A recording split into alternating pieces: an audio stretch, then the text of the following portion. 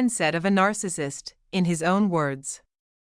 Living with people who only know how to take and never how to give is exhausting.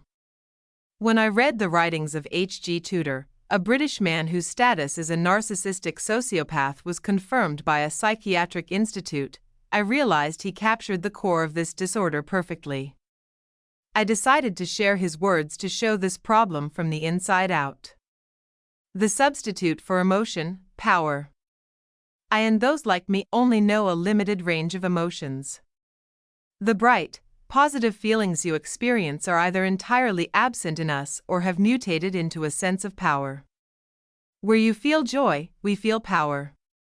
We gain this sense of power from the attention and reactions, whether positive or negative, we receive from others. When I get a promotion, I feel power. When my football team wins, I feel power. When I seduce someone new, I feel power. In fact, it amuses me. I am a very good performer, and if my performance makes you laugh, I feel that power all over again. I do not feel sadness. When I watch tear-jerker movies, I entertain myself by watching the film and the audience's reaction alternately. It's the same when I'm with a girlfriend. I feel nothing. Even when people around me are moved to tears, I am untouched. I can intellectually understand that the story is heartbreaking or infuriating, but I feel zero emotion. Contempt for weakness. When I turn to look at my crying girlfriend, I do feel something, contempt. I despise her not just for crying, but for being weak enough to be moved by a fictional movie. It amuses me to see someone fooled by a drama. However, it's good that people are like this. If they weren't, my life would be much harder. At most, seeing a cat crushed on the road or a relative dying might cause sadness in others, but not in me. You could show me the most tragic photos or videos, I am unmoved. Sadness has been removed from my repertoire. I think I used to know these feelings long ago. I have a faint memory of being sad once, but I no longer know what the feeling actually is. The mask of empathy. I don't know guilt. Remorse is a total stranger to me. I lack the experience of empathy. I cannot put myself in someone else's shoes. I understand how people feel not because I feel it, but because I am highly intelligent. I have spent years observing emotional responses.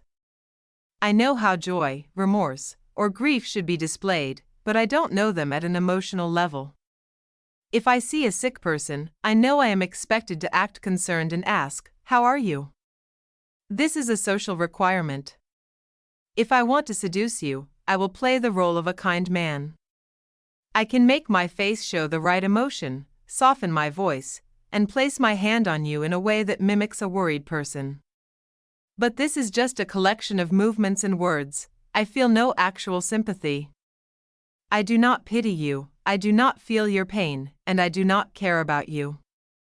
But to tie you to me and get the fuel, the energy I get from your gratitude and attention, I know I must appear empathetic. Once I start to feel contempt for you, I won't even bother to pretend anymore. My coldness will then become an extra layer of pain for you. The fuel of dark emotions. It is a mistake to think we have no feelings at all. While we lack light emotions, we are filled with hatred, frustration, malice, resentment, shame, rage, and jealousy. Why were these given to me while the others were withheld? My doctors and I agree that these dark feelings were necessary for me to become who I am: brilliant, charming, conscience-free, and a provocateur. These are the tools I need to get my fuel, the attention and admiration I crave.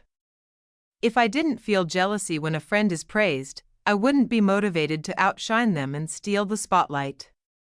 If I didn't feel envy toward a neighbor's car, I wouldn't get the fuel of watching their shock when I pour battery acid on it at night. If I didn't hate you for failing to be exactly who I want you to be, I wouldn't be motivated to hurt or scare you to get my fuel. These dark triggers are what keep me moving forward.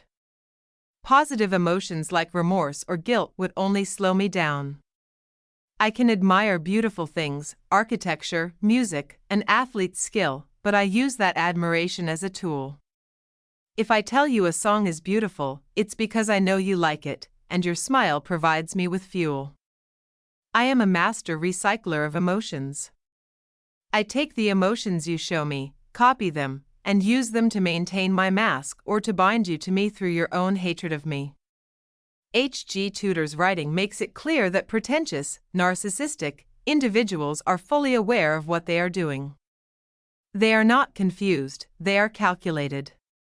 For more on H.G. Tudor, visit narcsite.com or search for his work on social media.